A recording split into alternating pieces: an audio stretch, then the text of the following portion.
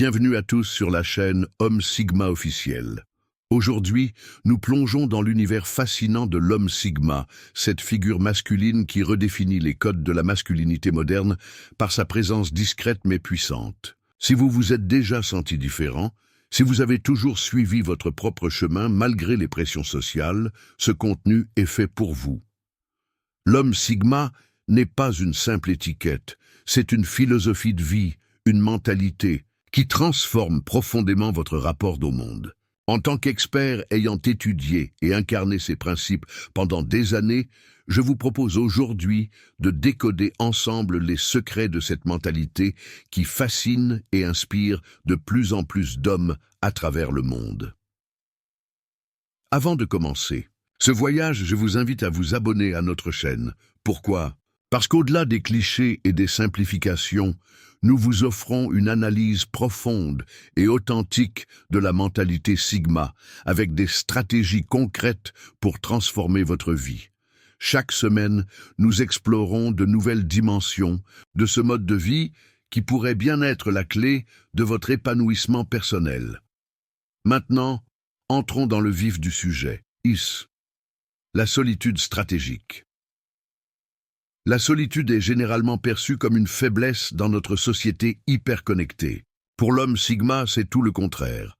C'est une ressource stratégique cultivée consciemment. Ce n'est pas un isolement né de l'incapacité à socialiser, mais un choix délibéré pour préserver son énergie mentale et spirituelle. Dans ma pratique, j'ai observé que les hommes Sigma consacrent en moyenne 30% de leur temps à des activités solitaires productives. Ces moments ne sont pas de simples pauses, mais des périodes intensives de croissance personnelle. Prenez l'exemple de Thomas, entrepreneur dans la tech que j'ai coaché. Il bloque systématiquement 2 heures chaque matin, avant l'aube, pour réfléchir, planifier et conceptualiser ses projets, sans aucune distraction. Cette routine lui a permis de développer une clarté mentale exceptionnelle. La solitude stratégique se manifeste par des habitudes concrètes, marches méditatives quotidiennes, sessions régulières de lecture profonde, pratiques de méditation, ou simplement des moments de contemplation dans des espaces naturels.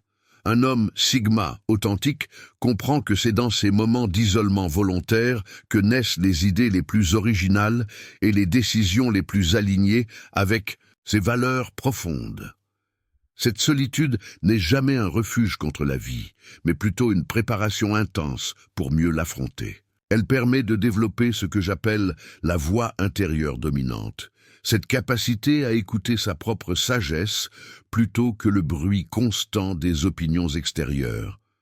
Dans un monde où l'attention est constamment sollicitée, cette compétence devient un véritable super-pouvoir. Notez bien que cette solitude n'est pas totale ni permanente. L'homme Sigma n'est pas un ermite. Il sait doser ses interactions sociales, les rendant plus qualitatives que quantitatives. Il préfère 3 conversations profondes par mois qu'une présence constante dans des cercles sociaux superficiels. C'est ce que j'appelle la présence sélective. Être pleinement présent, mais uniquement dans les contextes qui ont du sens. L'indépendance émotionnelle et financière. L'indépendance est la pierre angulaire de l'identité Sigma. Elle se manifeste sur 2 fronts essentiels, l'aspect émotionnel et l'aspect financier. Ces 2 dimensions sont intrinsèquement liées et se renforcent mutuellement pour créer une liberté véritable. Sur le plan émotionnel, l'homme Sigma cultive ce que j'appelle l'autosuffisance affective. Concrètement, cela signifie qu'il n'attend pas des autres, qu'il comble ses vides intérieurs ou valide ses choix. Il a développé la capacité rare de trouver en lui-même les ressources pour gérer ses états émotionnels. Prenons l'exemple de Marc, cadre supérieur que j'accompagne depuis 3 ans. Face à un échec professionnel majeur, au lieu de chercher compulsivement réconfort et validation, il a consacré 1 semaine à analyser froidement la situation, ajuster sa stratégie et transformer cet échec en leçon précieuse. Cette indépendance émotionnelle ne signifie pas absence d'émotion, mais plutôt maîtrise de celle-ci. L'homme Sigma ressent profondément, mais ne permet pas à ses émotions de dicter ses décisions. Il cultive ce que les stoïciens appelaient l'apatheia, non pas l'apathie moderne, mais cette capacité à observer ses émotions sans être submergé par elles. Quant à l'indépendance financière, elle va bien au-delà de la simple accumulation de richesses. L'homme Sigma développe une relation saine avec l'argent, le voyant comme un outil d'autonomie plutôt qu'un marqueur de statut social. Il privilégie systématiquement la liberté financière à l'opulence visible. Concrètement, cela se traduit par des choix spécifiques. Mode de vie frugaux mais confortables, investissements diversifiés, création de sources de revenus passifs et surtout, refus catégorique de l'endettement pour des biens ostentatoires. J'ai documenté le parcours de plusieurs hommes Sigma qui ont délibérément refusé des promotions prestigieuses mais chronophages, préférant développer des activités secondaires moins lucratives à court terme, mais offrant davantage d'autonomie. Cette vision à long terme caractérise l'approche Sigma des finances personnelles. L'objectif ultime n'est pas la richesse pour elle-même, mais ce que j'appelle le seuil de liberté, ce montant précis qui vous permet de dire non sans crainte et oui par choix véritable. Chaque homme Sigma définit ce seuil différemment, mais tous travaillent méthodiquement à l'atteindre. La maîtrise de soi et la discipline. La maîtrise de soi constitue le fondement inébranlable sur lequel repose toute la philosophie Sigma. Elle n'est pas un trait inné, mais une compétence développée quotidiennement à travers une discipline rigoureuse et constante. J'ai observé que cette maîtrise se manifeste dans 3 dimensions essentielles de la vie. Premièrement, la maîtrise physique. L'homme Sigma entretient son corps non par vanité mais comme véhicule de sa volonté. Il privilégie les entraînements fonctionnels aux routines d'hypertrophie purement esthétiques. J'ai accompagné Gabriel, trader devenu entrepreneur, qui s'impose une routine immuable. Lever à 5h30, 45 minutes d'exercice quotidien, alternant force, endurance et mobilité, quelle que soit sa charge de travail. Cette constance physique forge ce que j'appelle l'immunité aux excuses, cette capacité rare à tenir ses engagements envers soi-même, même dans l'adversité. Deuxièmement, la maîtrise émotionnelle. L'homme Sigma développe ce que les psychologues nomment le délai d'action émotionnelle, cet espace vital entre stimulus et réaction où réside notre liberté véritable. En pratique, j'enseigne des techniques spécifiques, la respiration cadencée face à la colère montante, la distanciation cognitive devant les provocations et surtout l'acceptation totale des émotions négatives sans jugement ni amplification. Antoine, dirigeant que j'ai formé, a transformé ces réunions conflictuelles en observant systématiquement sa réaction viscérale initiale sans y céder, gagnant ainsi un respect profond de son équipe. Troisièmement, la maîtrise mentale. L'homme Sigma cultive son attention comme une ressource précieuse, refusant la dispersion cognitive si commune aujourd'hui. Concrètement, cela se traduit par des pratiques délibérées, sessions de travail en deep work de 90 minutes sans aucune interruption, détox numérique hebdomadaire et lecture profonde quotidienne. J'ai documenté comment cette discipline intellectuelle permet de développer ce que j'appelle la pensée de second ordre, cette capacité à voir au-delà des conséquences immédiates pour anticiper les effets systémiques de chaque décision. Cette triple maîtrise n'est pas une fin en soi, mais le moyen d'accéder à une liberté authentique. Paradoxalement, c'est par la contrainte volontaire que l'homme Sigma atteint l'autonomie véritable. Comme le disait Épictète, aucun homme n'est libre s'il ne se maîtrise lui-même. Une maxime que je vois confirmée chez tous les hommes. Sigma que j'accompagne. La discipline, loin d'être une prison, devient alors une forme d'expression personnelle, la manifestation tangible d'une volonté qui refuse de se soumettre aux impulsions momentanées et aux pressions extérieures. C'est cette force tranquille qui distingue immédiatement l'homme Sigma dans un monde dominé par l'instant et l'impulsion. Le rejet des normes sociales conventionnelles. Le rapport unique de l'homme Sigma aux normes sociales constitue peut-être sa caractéristique la plus distinctive.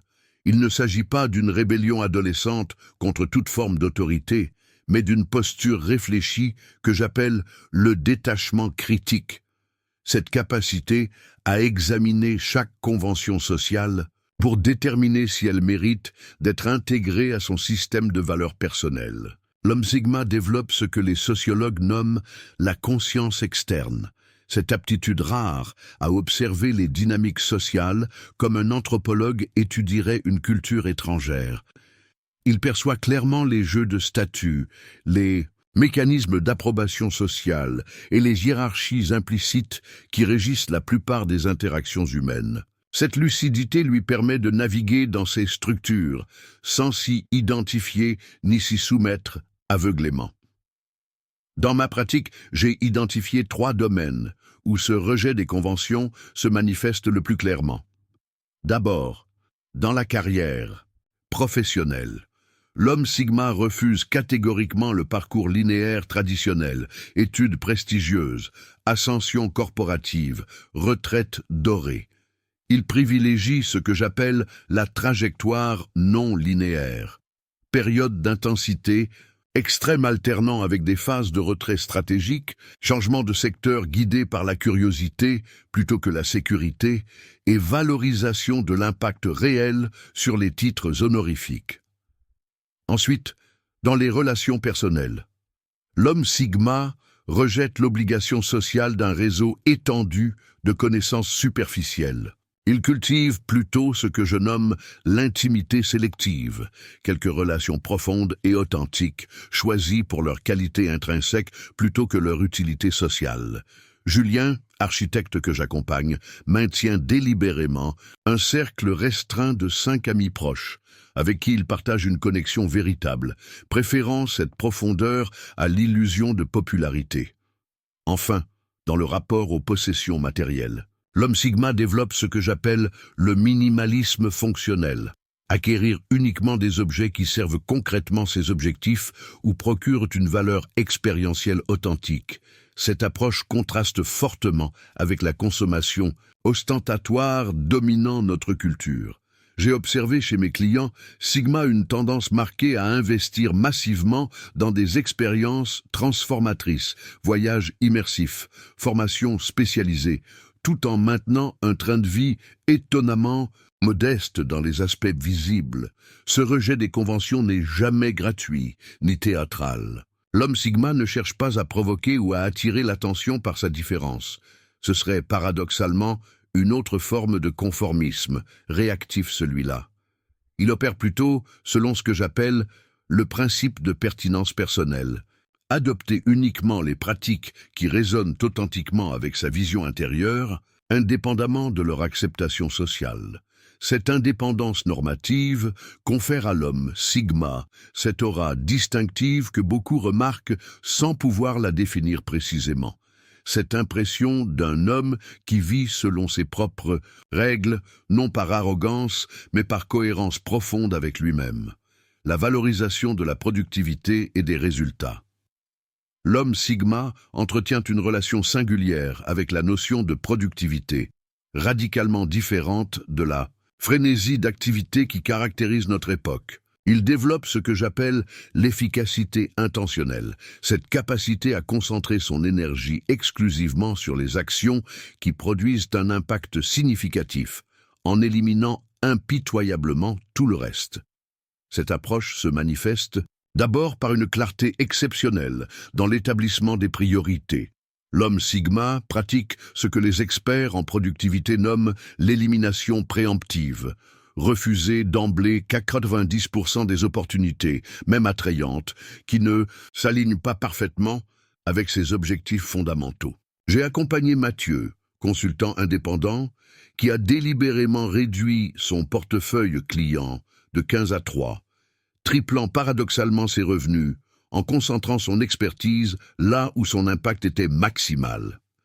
Cette valorisation des résultats s'observe également dans la gestion du temps quotidien. L'homme Sigma structure ses journées selon ce que j'appelle les blocs d'impact, période dédiée exclusivement à la progression vers un objectif spécifique, protégés comme des sanctuaires contre toute interruption. Vincent, ingénieur devenu investisseur, que j'ai coaché pendant 2 ans, a transformé sa productivité en adoptant systématiquement des blocs de 3 heures en début de journée, consacrés exclusivement à l'analyse de nouvelles opportunités, refusant tout rendez-vous avant 11 heures, quelle que soit l'importance apparente du solliciteur. L'homme Sigma développe également ce que les psychologues nomment l'indifférence au mode. Cette capacité rare à valoriser uniquement le résultat sans attachement à la méthode conventionnelle pour y parvenir. Concrètement, j'observe chez ces hommes une propension à créer des systèmes personnalisés, souvent perçus comme étranges par leurs pairs, mais parfaitement adaptés à leur fonctionnement cognitif unique. Alexandre, développeur que j'accompagne, a conçu un système de travail alternant 10 jours d'immersion totale, suivi de 4 jours de déconnexion complète, rythme qui maximise sa capacité créative tout en prévenant l'épuisement. Cette focalisation sur les résultats s'accompagne paradoxalement d'un détachement philosophique face à l'échec. L'homme Sigma pratique ce que j'appelle l'itération accélérée. Multiplier délibérément les tentatives dans tout nouveau domaine, accueillant chaque échec comme une donnée précieuse plutôt qu'un jugement sur sa valeur personnelle. Cette résilience distinctive provient de la séparation claire qu'il établit entre sa performance et son identité profonde. La productivité Sigma n'a rien à voir avec l'hyperactivité anxieuse si répandue dans notre culture. Elle repose sur ce que les philosophes stoïciens nommaient l'économie des efforts, canaliser toute son énergie vers l'essentiel, en maintenant une réserve de capacité pour les opportunités imprévues qui s'alignent parfaitement avec sa mission personnelle. 6.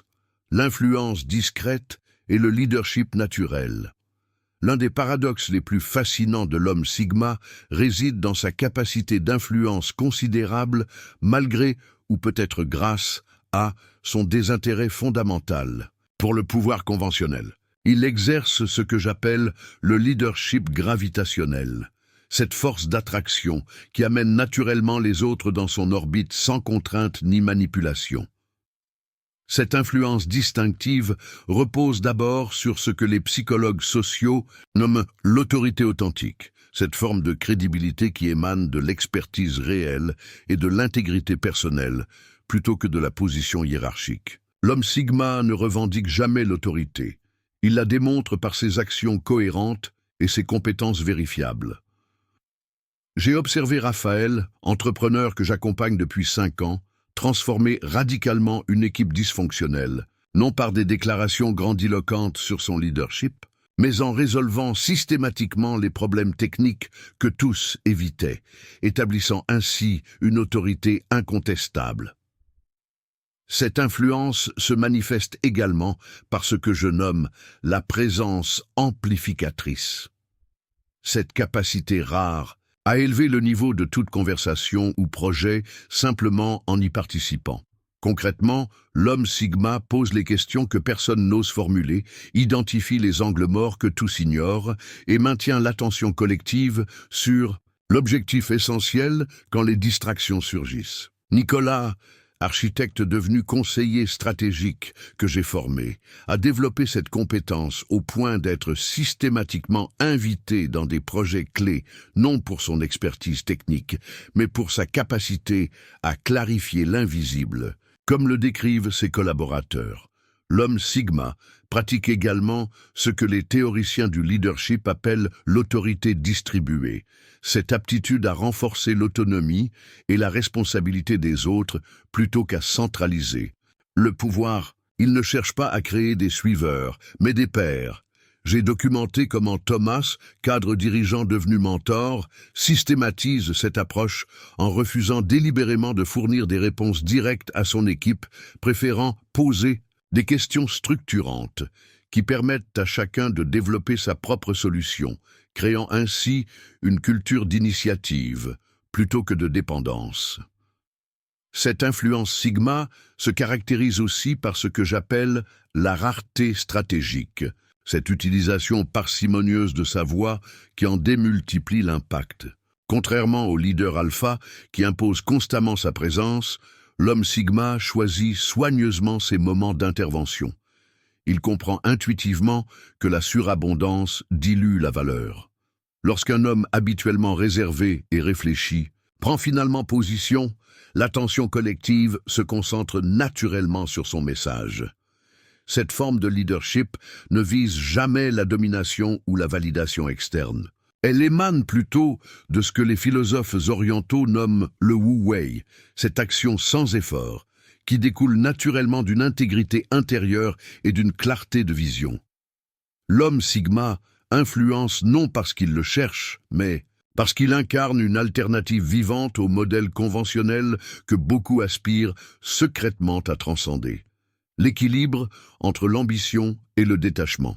La tension créative entre l'ambition dévorante et le détachement philosophique constitue peut-être la dynamique interne la plus sophistiquée de la mentalité Sigma. L'homme Sigma cultive ce que j'appelle l'ambition transcendante. Cette forme d'aspiration qui vise l'excellence non pour la reconnaissance sociale qu'elle procure, mais pour la maîtrise intrinsèque qu'elle représente. Cette dualité se manifeste d'abord dans le rapport aux objectifs. L'homme Sigma pratique ce que les psychologues du sport nomment l'engagement total avec détachement du résultat. Cette capacité paradoxale à poursuivre un but avec une détermination absolue tout en maintenant une équanimité face à l'issue. J'ai accompagné Édouard, chercheur devenu entrepreneur, qui travaille méthodiquement 70 heures par semaine sur son innovation technologique, tout en maintenant une sérénité remarquable face aux inévitables échecs du processus, comprenant profondément que sa valeur ne dépend pas du succès commercial de son projet. Cette dualité s'observe également dans le rapport au temps. L'homme Sigma développe ce que les philosophes appellent la double temporalité. Cette aptitude à opérer simultanément dans l'urgence du présent et la perspective de décennies. Concrètement, j'observe chez mes clients Sigma une capacité distinctive à prendre des décisions qui semblent irrationnelles à court terme, mais révèlent leur sagesse sur le long terme. Luc, investisseur que j'accompagne, a délibérément renoncé à des opportunités extrêmement lucratives dans la finance algorithmique pour développer une expertise dans les énergies renouvelables, anticipant une transformation du secteur qui n'est devenue évidente pour la majorité que 5 ans plus tard.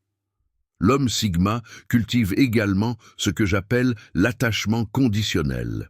Cette capacité à s'investir totalement dans un projet tout en maintenant la disposition mentale à l'abandonner si les circonstances l'exigent. Cette flexibilité stratégique contraste fortement avec l'attachement identitaire que la plupart développent envers leurs initiatives. Pierre, serial entrepreneur que j'ai coaché, illustre parfaitement cette mentalité en fermant son entreprise technologique promise à un succès modéré pour saisir une opportunité radicalement différente dans un domaine émergent, comprenant que son identité transcende ses projets spécifiques. Cette tension créative se manifeste aussi dans le rapport à la reconnaissance. L'homme Sigma pratique ce que les traditions contemplatives nomment l'action désintéressée. Poursuivre l'excellence pour elle-même, indépendamment de la validation qu'elle pourrait générer. Paradoxalement, c'est précisément ce détachement qui attire souvent l'admiration la plus sincère. J'ai observé comment David, artiste devenu entrepreneur culturel, crée systématiquement ses œuvres les plus importantes, en secret, les révélant uniquement lorsqu'elles atteignent ses standards personnels exigeants, indifférents aux tendances du marché. Cette harmonisation entre ambition et détachement produit un état psychologique unique que les psychologues du flow nomment l'engagement non égoïque. Cette immersion totale dans l'action présente sans préoccupation pour l'image de soi. C'est cette qualité de présence, libre de l'anxiété du résultat, qui permet à l'homme Sigma d'accéder régulièrement à des états de performance optimale tout en maintenant une stabilité émotionnelle remarquable face aux inévitables fluctuations du succès extérieur. Nous avons exploré aujourd'hui les 2 premiers piliers fondamentaux de la mentalité Sigma, la solitude stratégique et l'indépendance émotionnelle et financière. Ces principes ne sont pas de simples concepts théoriques, mais des pratiques vivantes qui transforment radicalement votre rapport au monde et à vous-même. L'homme Sigma n'est pas né, il se construit, jour après jour, choix après choix. C'est un chemin exigeant, mais infiniment gratifiant, qui conduit à une forme d'accomplissement personnel rare dans notre société contemporaine. Si ce contenu résonne en vous, si vous aspirez à développer cette mentalité Sigma authentique, je vous invite sincèrement à vous abonner à notre chaîne. Pourquoi maintenant? Parce que dans notre prochain épisode, nous aborderons des aspects encore plus profonds de cette philosophie, avec des exercices pratiques que j'ai personnellement testés et validés auprès de centaines d'hommes en transition vers le mode de vie Sigma. Notre communauté grandit, composée d'hommes déterminés à vivre selon leurs propres termes, et votre présence y sera précieuse. N'oubliez pas, la véritable liberté commence par un choix conscient. Faites ce premier pas aujourd'hui.